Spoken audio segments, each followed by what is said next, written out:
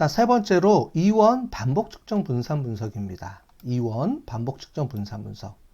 예를 들어 볼게요. 우리 해봤지만 K병원에서 아로마 테라피 치료제를 개발을 했는데요. 그 중에서 통증에 효과가 있는지 없는지를 검증해봤다 그랬습니다.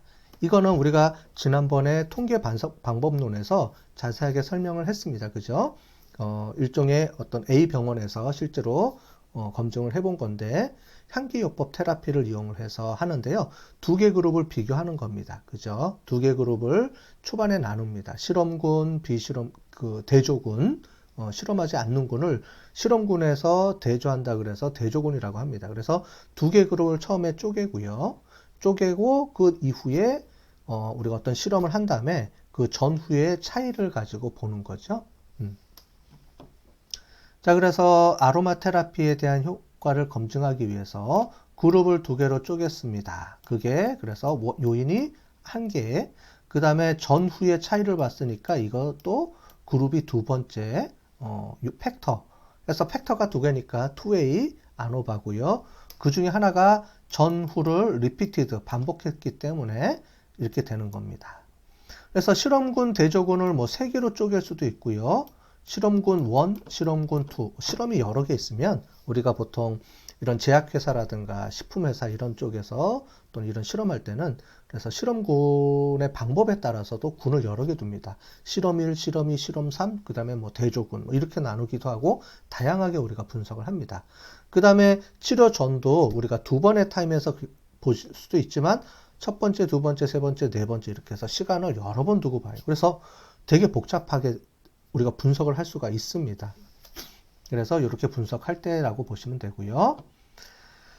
자, 가설은 제일 중요한 게 2A에서는 먼저 이거죠. 상호작용이 있다 없다를 놓고 봅니다. 그래서 그룹 간에 또는 시점 간에는 어떤 변화가 있었는지 없었는지 요거를 보게 되겠습니다. 그래서 시점 간의 차이가 있다 라고 보면 요거를 가지고 우리가 보는 겁니다. 그죠? 똑같이 이렇게 나오는데 지난번하고 틀려요. 조금 전에 봤던 2A 아노바는 우리가 총 4개의 그룹이 형성이 되죠. 근데 여기서는 4개 그룹이 형성이 되는 건 아니고요. 대조군하고 실험군하고 2개의 군만 형성이 됩니다. 대조군 따로, 실험군 따로, 그죠? 그 다음에 대조군에 우리가 개체수를 볼 때 전후를 가지고 이렇게 세팅해서 이 2개의 차이를 보는 겁니다. 디퍼런트 차이를 보고요. 이 2개의 차이도 보고요. 그래서 쭉쭉 해서 대조군에서 전후의 차이 값하고 실험군 요 차이가 있죠? 요 차이 값.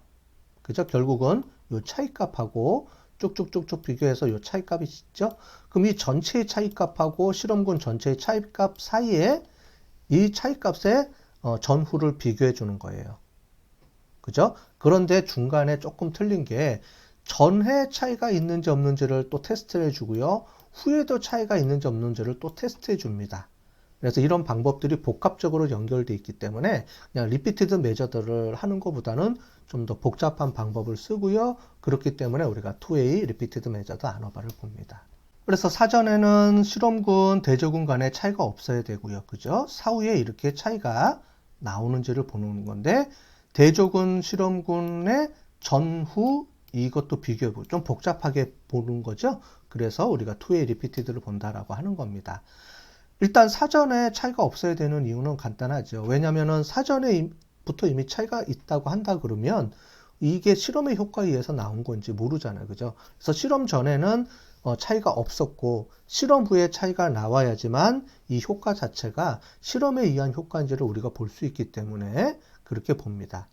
물론 사전에도 차이가 있고 사후에 더 벌어졌다 이렇게도 볼 수는 있지만 사전에 차이가 있다라고 본다 그러면 이미 그 안에 어떤 다양한 어떤 변화에 의해서 이미 그룹 간의 차이가 난 상태에서 또 벌어지는 거기 때문에 정확하게 이게 실험의 효과인지 아니면 그 전에 어떤 다른 변화에 따라서 이미 차이가 나온 것인지를 우리가 분석하기가 좀 어려워요.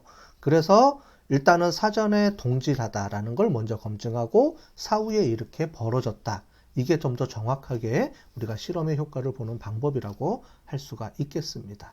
자, 그럼 이거는 이제 실제로 데이터를 가지고 분석하는 방법에 대해서 실제로 실습을 해보도록 하겠습니다. 자, 데이터는 04번, 2원, 반복 측정, 분산, 분석 이렇게 되어 있습니다. 그룹으로 나눠져 있고요. 프리, 포스트 이렇게 세팅이 되어 있습니다. 그룹은 이제 우리 독립적인 두 그룹이고요. 그 다음에 사전 사후로 해서 이렇게 세팅이 묶여져 있습니다. 변수 보기로 보면 이렇게 대조군, 1번이 대조군이고요. 2번이 실험군으로 이렇게 세팅이 되어 있습니다. 자, 그래서 보시면 되겠고요. 자, 지금 보시는 것처럼 이렇게 데이터를 정리하는 것도 중요하거든요. 그래서 각각 그룹마다 분석 방법들마다 데이터를 세팅하는 방법들이 틀리니까 이런 것들도 잘 여러분들이 확인해 보시기 바라겠습니다. 자, 분석 들어가시고 일별량 분석에서 일반 선형 모형에서 반복 축도로 들어가 보겠습니다. 반복 축도 들어가시고요. 요인을 시점으로 우리가 바꿔보겠습니다. 시점으로 바꾸고요. 요인 수준은 2개니까요. 2개로 해보겠습니다. 2개로 추가해 주시고요. 정의 버튼 눌러보겠습니다. 그래서 치료 전 오른쪽으로, 치료 후 통증 오른쪽으로 이렇게 집어넣고요. 실험 구분을 오브젝트 간 요인으로 이쪽에다 집어넣습니다. 예, 오브젝트 간 요인에다가 실험 구분을 집어넣어 보도록 하겠습니다. 자, 그 다음에 우리 도표 들어가 볼게요. 도표 들어가서 우리가 시점을 수평축에 그룹을 행구분 변수에다가 놓겠습니다. 전을 먼저 X축을 전후로 이렇게 나눠 보겠습니다. 그 다음에 추가 버튼 꼭 눌러 주시고요. 그 다음에 계속 버튼 눌러 주시고, 자, 사후 분석 들어가서요. 사후 분석에서 그룹에 따른 사후 분석을 해주면 되는데 이거는 의미가 없습니다. 그죠? 왜냐면 이미 그룹이 2개이기 때문에 의미가 없다고 했습니다. 그래도 우리 분석하는 게 필요하니까 세팅해 주는 거기 때문에 이렇게 하나 해보겠습니다. 계속 버튼 눌러보고요. 그 다음에 옵션 들어가서요. 우리 그룹 시점 세 가지를 다 넣고요. 주효과 비교에 우리 본페로니로 이렇게 체크를 해서 본페로니로 세팅을 해주도록 하겠습니다. 자, 체크가 끝나면 밑에 기술 통계 분석을 체크를 해주겠습니다. 자, 동질성 검정은 필요가 없으니까요. 우리 기술 통계 분석만 체크를 해주시고요. 계속 버튼 누르고 그 다음에 똑같이 우리 붙여넣기를 해야 됩니다. 그래서 우리 인터랙션 이펙트에 대한 효과를 보여야 되니까 붙여넣기 들어가시고요. 자, 붙여넣기에서 우리 요거를 카피해 갖고 오시고요. ADJ는 꼭 삭제해 주시고 본페론이라는 부분에서 여기서 우리 그룹으로 넣겠습니다. 자, 그룹에 따른 우리 표의 차이를 봐야 되기 때문에 그룹을 넣고요. 그 다음에 실행을 눌러 보겠습니다. 자, 그룹이 3개 미만이니까 우리 실험군, 대조군 2개니까요. 사후 검증은 수행하지 않았습니다. 그죠? 그 다음에 치료 전 통증에 대해서 대조군 실험군에 따라서 치료 전에는 차이가 없었네요. 41점, 41점. 치료 후에는 대조군이 41점, 실험군은 32점. 많이 낮아졌네요. 그죠?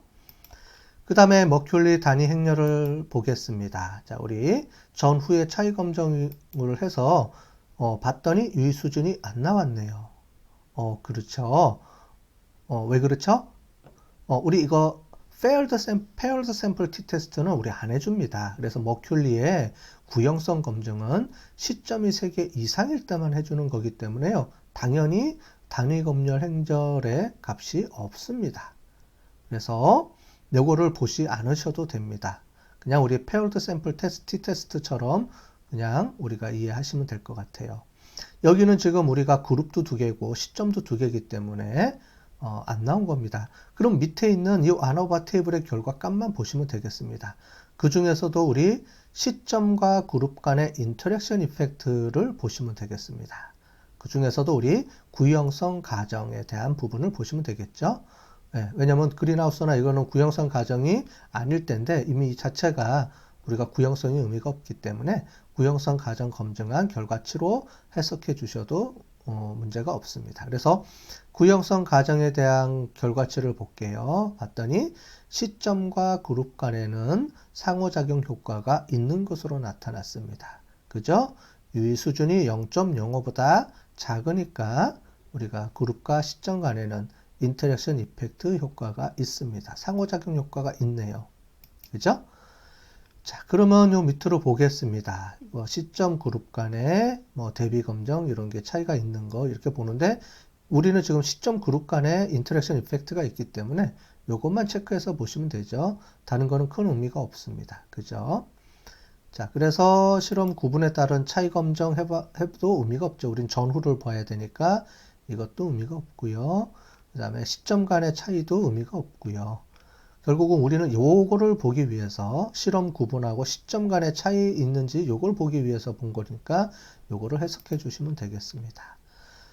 자, 시점 1이 전이죠. 사전에는 실험군, 대조군 간에는 차이가 없었습니다. 그죠? 유의 수준이 0.921이니까 차이가 없었네요. 보니까 대조군 시점 1, 실험군 시점 1, 두 시점 간에는 차이가 없었습니다. 그죠? 자, 그런데 시점 2에서는 대조군, 실험군 간에 차이가 발생을 했네요. 그죠? 그래서 사전에는 동지를 했고요. 사후에는 차이가 많이 발생을 했습니다. 그죠? 그래서 이 차이만큼이 우리가 실험의 효과다라고 볼 수가 있는 거죠. 요거를 그래프로 찍어보면 이런 평균 파일, 프로파일 그래프가 이렇게 나옵니다. 그죠? 사전에는 그래서 1번, 사전에는 두 시점 간에, 두 그룹 간에 통증 차이는 없었고요. 사후에 이만큼 차이가 벌어졌고요. 이만큼이 우리 실험 효과다. 이렇게 우리가 볼 수가 있는 겁니다. 그죠?